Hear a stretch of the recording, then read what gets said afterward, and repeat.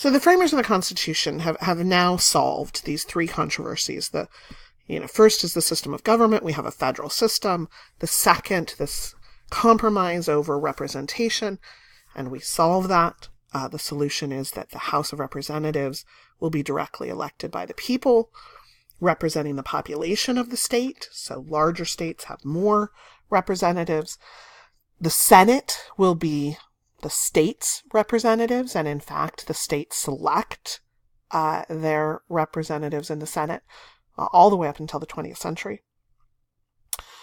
Slavery is, well, we slap a Band-Aid on it and hobble along until the Civil War. One of the interesting things when you consider that we've just fought a war to get rid of a king and the Articles of Confederation didn't want a president, there's not a lot of discussion at the Constitutional Convention. I think it's presided over by George Washington, and so they see him as a leader. I think they're more willing to accept a Confederate being in charge now that some time has passed. And his example really does build the presidency. And when you read Article 2 of the Constitution, you would think it would be much more detailed. You would think it would be very prescriptive to make sure no king ever arises. And it turns out, and we're certainly learning with the Trump presidency sort of upending a lot of traditions of the presidency, a lot of that was tradition and not set in the Constitution. So Washington sort of serves as that example, and there's a lot of ambiguity in Article 2.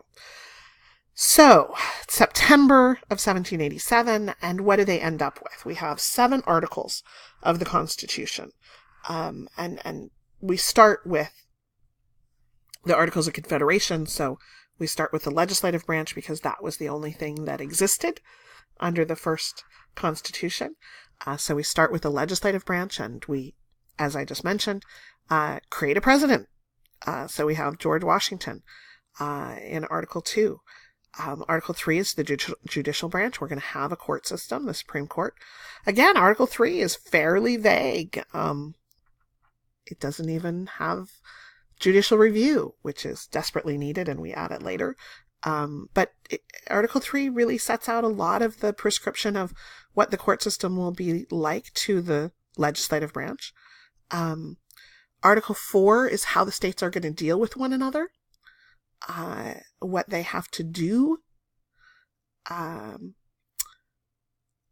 compact-wise, if they share natural resources, how do we deal with laws, how do we deal with trade and commerce, all of that's going to be in Article 4.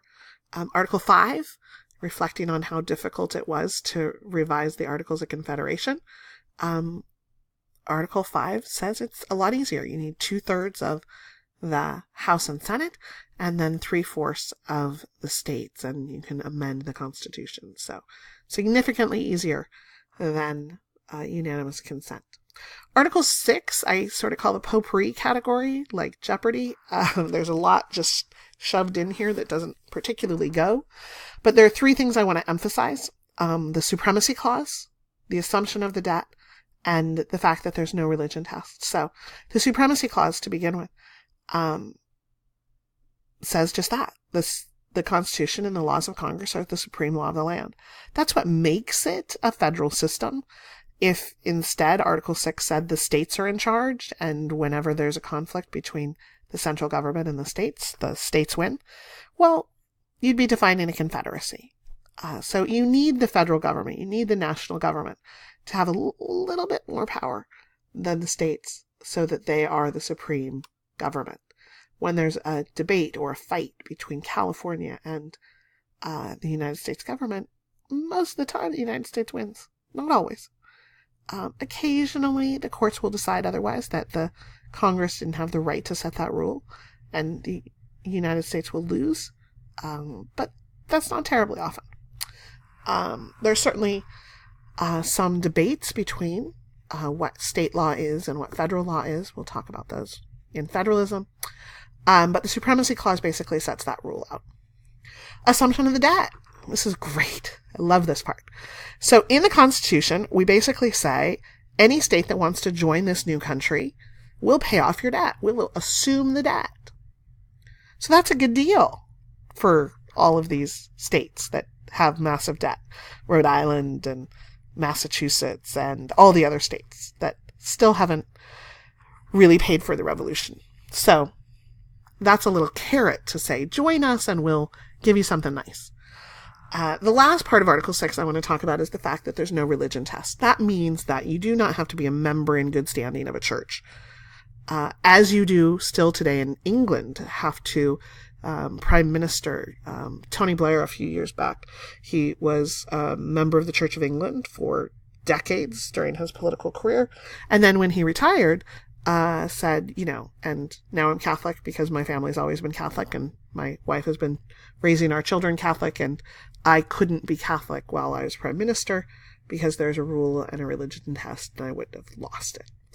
So the United States clearly, even before we get the First Amendment, says there will be no religion test and we will not mandate that people join a religion or not join a religion or any sort of religion test. Louisiana, which, has a lot of roots in the French and Napoleonic Code, used to have a law that said you couldn't hold office in Louisiana if you were a known atheist, which is a little hard to prosecute because usually the point of atheism is that you don't belong to a religion, and so you're not a member of atheism. You just are. That's what you believe. But clearly, if an atheist in Louisiana had gotten elected and they said you couldn't serve because of this Louisiana law, that would have been in direct conflict with the Constitution of the United States, which states there can be no religion test to hold office. So those are those three kind of interesting Article 6. Then Article 7 is how do we ratify? How do we make this a constitution? And again, they were brilliant in their strategy because it's going to be easier to ratify, but it doesn't need unanimous consent. And so they say 9 out of 13 states. And so the idea is if South Carolina doesn't like this, because remember, we have met without Rhode Island, so this is illegal. We didn't have authorization. We said we were going to revise the Articles of Confederation. We threw them out, started new. So it's possible that some of the states may not like this Constitution. We're going to write and say some really nice things about it in the hopes that they will, but the nice thing about Article 7 is that it doesn't matter if 1 or 2 or 3 or 4 states don't ratify it, because as long as we have 9, we will have a new country. And there is the reality, the geographic reality, that if South Carolina doesn't want to ratify it, but Georgia to its south and North Carolina to its north decide to become part of the United States of America, it's going to be a little awkward for South Carolina to be its own country merged in between there. So it gave us some power to allow states to not ratify and at least not to doom the whole endeavor. If it had been unanimous, if we needed all 13 to ratify, then any state could have vetoed the Constitution. And we wouldn't want that. So now the sales pitch. Now how do we convince people to ratify and accept this Constitution as law, as the Constitution, as the replacement? It becomes pretty evident that there are two sides. There's a battle for ratification between the Federalists who support the Constitution, often who wrote the Constitution, and the Confederates. And the Confederates are labeled anti-Federalist, but the reality is that they have some pretty good complaints, some pretty good reasons of why they are opposed to the Constitution. The Federalists, Alexander Hamilton, James Madison, and John Jay, write the Federalist Papers to defend the Constitution, to persuade the states to ratify it. And these are newspaper articles written in support of the Constitution to persuade people to ratify it. And the Confederates say, all fine and good, but we still have some complaints. And so the complaints are, well, there are 7 complaints. First of all, they think the federal government, that system of government, what is this? That's a new thing, and we don't know what it is, and we're scared of it, and it seems like you could take a lot of power at any time from the states. And that's what has happened. So their criticism was right on that. Number 2 and number 3, the executive branch and the judicial branch, we didn't have those under the Articles of Confederation. There's some fear that they could grow too big. And again, Article 2 and Article 3 are pretty vaguely written, and so how much power are these 2 branches going to have? We're not sure. So the Confederates were legitimate on that.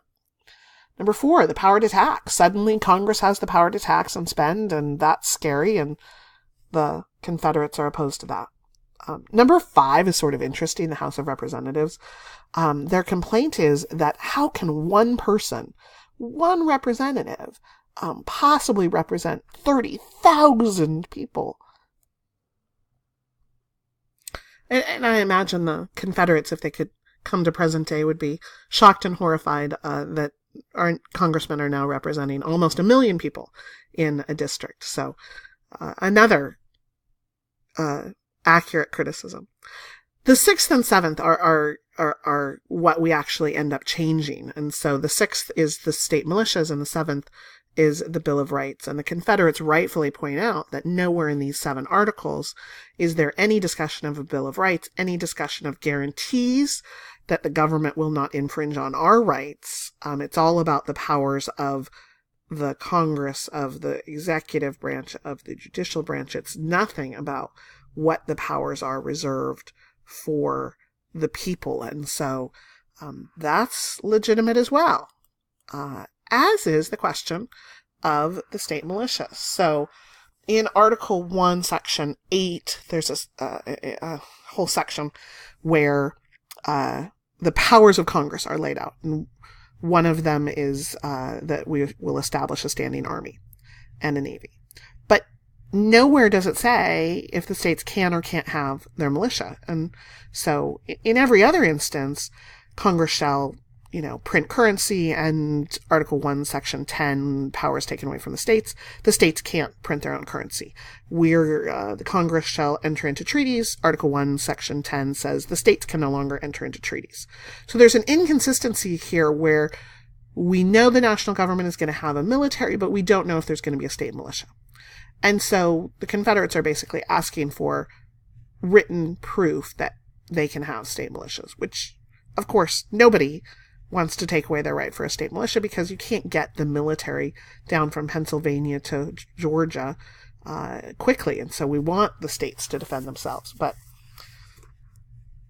what the Second Amendment actually means is somewhat more interesting. So we'll look at that in the next lecture.